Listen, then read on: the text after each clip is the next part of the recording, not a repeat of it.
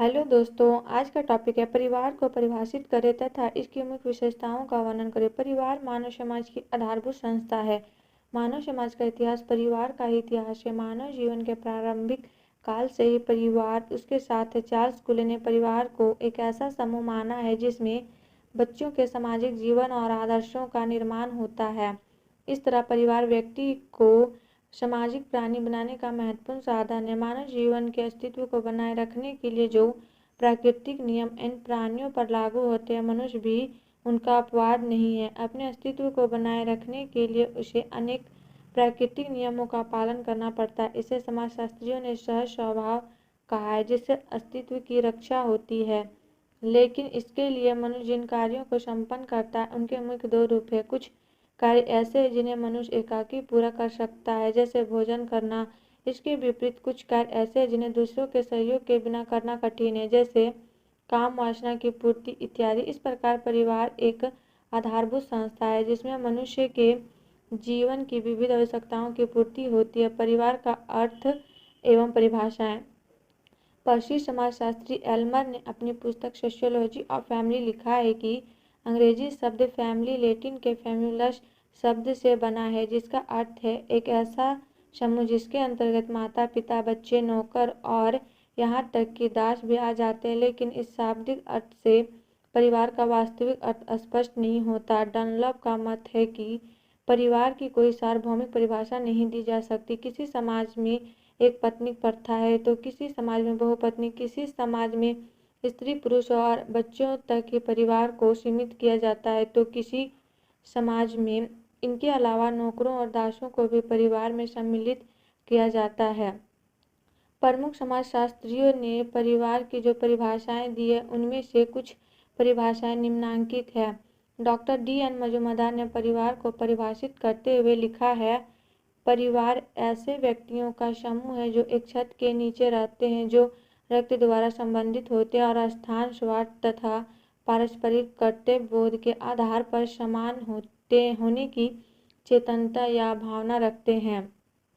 Elliot और Merrill ने परिवार की परिभाषा इस प्रकार दी है, परिवार को एक जैविक सामाजिक इकाई के रूप में परिभाषित किया जा सकता है जो कि पति पत्नी तथा बच्चों द्वारा निर्मित होता है। परिवार को एक सामाजिक संस्था के रूप में भी समझा जा सकता है जो सामाजिक मान्यता प्राप्त एक ऐसा संगठन होता है जिसके द्वारा निश्चित मानवीय आवश्यकताओं की पूर्ति होती है। ऑगबर्न और निमकोव के शब्दों में बच्चों सहित अथवा रहित एक पति पत्नी के या किसी एक पुरुष और एक स्त्री के अकेले ही न्यूनाधिक अस्थायी संघ को परिवार कहा जा सकता है। मैकाइवर और पेज परिवार का अर्थ बताते हुए लिखते हैं, परिवार पर्याप्त यौन संबंध द्वारा परिभाषित एक ऐसा समूह है जो बच्चों को पैदा करने तथा उनका पालन पोषण करने की व्यवस्था करता है। विल्स और हावाइजर के अनुसार परिवार को एक सामाजिक समूह के रूप में संक्षिप्त रूप में इस तरह परिभाषित किया जा सकता है कि जिसके नज़दीक रिश्ते के बंधनों से संगठित होते हैं। बर्गेस और लोक की पुस्तक the family from institution to companionship में परिवार की यह परिभाषा मिलती है, कोई परिवार विवाहक संबंध या गोद लेने के बंधनों से संबद्ध व्यक्तियों का एक ऐसा समूह है जो एक रिश्ते का निर्माण करते हैं और जो एक दूसरे के साथ अंतःक्रिया और अंतर संदेश का हुए पति पत्नी, माता पिता, पुत्र पुत्री, भाई बहन के रूप में अपने अपने कार्यों को करते हुए एक समान संस्कृति का निर्माण करते हैं और उसकी संरक्षा करते हैं। उपयुक्त परिभाषाओं से यह स्पष्ट होता है कि वास्तव में परिवार स्त्री पुरुष के यौन संबंधों द्वारा संगठित लगभग एक अस्थायी संगठन है। इन संबंधों का आधार जहाँ एक और प्राणी शल्य है वहीं दूसरी और सांस्कृतिक। प्रत्येक समाज की संस्कृति पारिवारिक सदस्यों के इन संबंधों को सुनिश्चित करती है। इस संदर्भ में लॉबी का कथन है कि विभिन्न समाजों में रक्त संबंधों को विभिन्न रूप से ग्रहण किया जाता है। प्राणीशास्त्रीय संबंध रक्त संबंधों के केवल प्रारंभिक अर्थ की पूर्ति करता है। समाज रक्त सूत्रों की उपेक्षा या नियंत्रण कर सकता है अथवा कृत्रिम संबंधों को अनिश्चित सीमा तक विस्तृत कर सकता है। परिवार की प्रमुख विशेषताएं। मैकाइवर और पेज ने परिवार के कुछ ऐसी विशेषताओं का उल्लेख किया जो प्रत्येक युग में और प्रत्येक समाज में सामान्य रूप से परिवार में विद्यमान रहती है, चाहे वह परिवार सभ्य समाज का हो या असभ्य समाज का। ये विशेषताएं निम्नलिखित है। पहला, सार्वभौमिकता। परिवार एक सार्वभौमिक संस्था है जिसका अस्तित्व प्रत्येक काल तथा समाज में किसी न किसी रूप में पाया जाता है। यहाँ तक कि पशुओं में भी परिवार के प्राथमिक रूप दिखाई पड़ते हैं। विवाह संबंध।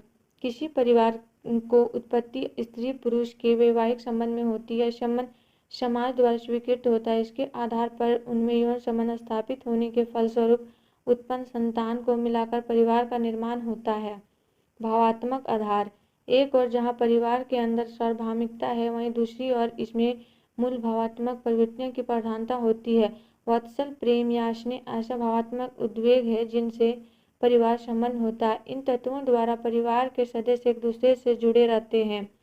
पति पत्नी के बीच प्रेम स्वाभाविक है तथा बच्चों के प्रति इनकी वात्सल भावना भी स्वाभाविक है। इन तत्वों के अभाव में परिवार का अस्तित्व खतरे में पड़ जाता है। परिवार एक ऐसा संगठन है जो पूर्ण रूप से मनुष्य के भावनात्मक उद्वेगों पर आधारित है। रचनात्मक प्रभाव। परिवार सभी व्यक्तियों का प्राथमिक सामाजिक पर्यावरण होता है और व्यक्ति के प्राथमिक चरित्र निर्माण में इसका प्रभाव अवश्य अधिक पड़ता है। शिशु काल में परिवार का जो प्रभाव पड़ता है वही व्यक्तित्व के आचारों को सुनिश्चित करता है। इससे व्यक्ति के शारीरिक और मानसिक विकास संभव हो पाते हैं। ठीक ही कहा गया है कि अच्छे परिवार में जन्म लेना जीवन के सर्वश्रेष्ठ पुरस्कार को प्राप्त करना है। शिक्षणात्मक कार्य। परिवार को मानव जीवन की प्रारंभिक पाठशाला व्यक्तित्व के निर्माण में शिक्षा का स्थान सर्वोपरि है। परिवार एक ऐसा है जो व्यक्ति के मूल व्यक्तित्व का निर्माण करता है। बच्चा जब जन्म लेता है तो उसे सीखने तथा समझने का प्राथमिक अवसर परिवार में ही प्राप्त होता है। वंशनाम की एक व्यवस्था। प्रत्येक परिवार में कोई न कोई वंशनाम निश्चित करने का एक नियम हुआ करता है, जिसके अनुसार किसी परिवार विशेष के बच्चों का उपनाम या वंश नाम निर्धारित होता है, जिससे उसके वंशजों को पहचानने में विशेष मदद मिलती है। यह वंशनाम मातृवंशीय पितृवंशीय होता है, जो वास्तविक रक्त संबंधों पर आधारित होता है। अधिकतर सभ्य समाजों तथा विभिन्न प्रजातीय समाजों में वंश पिता के नाम पर चलता है। भारत में खासी, गारो, नायर आदि समाजों में बच्चे अपने परिवार का नाम माता से ग्रहण करते हैं। सीमित आधार। परिवार एक ऐसी संस्था है जिसका आकार इन संगठनों को अपेक्षा छोटा होता है। यह संगठन मुख्य रूप से माता पिता तथा बच्चों तक ही सीमित है, अतः सदस्यों की देखभाल जितना इस सीमित संगठन में असंभव है उतना बड़े संगठनों में संभव नहीं। समाज के इन संगठनों की तरह इसकी सदस्यता सभी लोगों के लिए नहीं है जो किसी विशेष परिवार से संबंध नहीं है। प्रत्येक व्यक्ति का अपना परिवार होता है। एक परिवार का व्यक्ति दूसरे परिवार का सदस्य नहीं हो सकता। आर्थिक व्यवस्था। प्रत्येक परिवार में कुछ न कुछ आर्थिक व्यवस्था होती है। परिवार के सदस्यों के जीवित रहने के लिए आर्थिक वस्तुओं को प्राप्त करने का साधन होता है, जिसके द्वारा परिवार के सदस्यों का पालन पोषण संभव हो पाता है। उत्तरदायित्व की भावना। परिवार का कार्य क्षेत्र जिस प्रकार का है उसी प्रकार उसके सदस्यों का उत्तरदायित्व भी महत्वपूर्ण है। अन्य संगठनों में सदस्यों का उत्तरदायित्व एक निश्चित अवधि तक ही होता है, लेकिन परिवार के सदस्यों का उत्तरदायित्व आजीवन बना रहता है। एक सामान्य निवास। प्रत्येक परिवार के सदस्यों के रहने के लिए एक सामान्य घर या निवास होता है। ऐसे आवास मात्र स्थानीय निवास या पितृस्थानीय निवास हो सकते हैं। कभी कभी ऐसा भी होता है कि पति पत्नी तथा बच्चे इन निवासों में न रहकर किसी नए निवास में रहते हैं। परिस्थिति जन परिवर्तनों के कारण पति पत्नी अपना घर किसी दूसरे स्थान पर बनाते हैं और वहीं पर अपने बच्चों के साथ जीवन व्यतीत करते हैं। सामाजिक नियंत्रण। मनुष्य को मनुष्य के रूप में रखने के लिए परिवार का स्थान सर्वोपरि है। समाज के इन संगठनों के नियंत्रण में व्यक्ति मुक्ति पा सकता है, लेकिन परिवार में सदस्य पारिवारिक नियंत्रण से मुक्ति नहीं पा सकता। परिवार के सदस्यों पर जीवन भर पारिवारिक नियंत्रण रहता है। इन संगठनों में व्यक्ति नियंत्रण से मुक्ति के लिए सदस्यता का परित्याग कर सकता है, लेकिन परिवार में ऐसा कदापि संभव नहीं। परिवार एक प्रक्रिया है। परिवार एक प्रक्रिया के रूप में महत्वपूर्ण है। एक प्रक्रिया के रूप में परिवार को अनेक स्तरों में विभाजित किया जा सकता है। परिवार की प्रक्रिया बच्चों के जन्म से लेकर सयाना होने, बूढ़ा होने तक कार्यशील रहती है। वास्तव में देखा जाए तो स्त्री पुरुष के बीच का यौन संबंध ऐसी प्रभावी प्रक्रिया जो परिवार को अर्थपूर्ण बनाती है। सामाजिक नियम।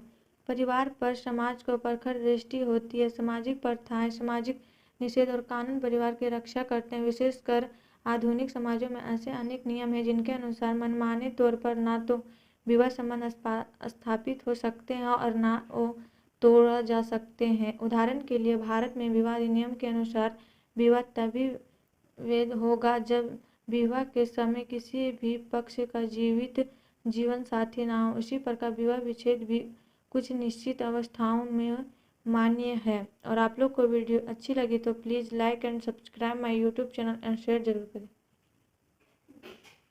फुलमणि जी।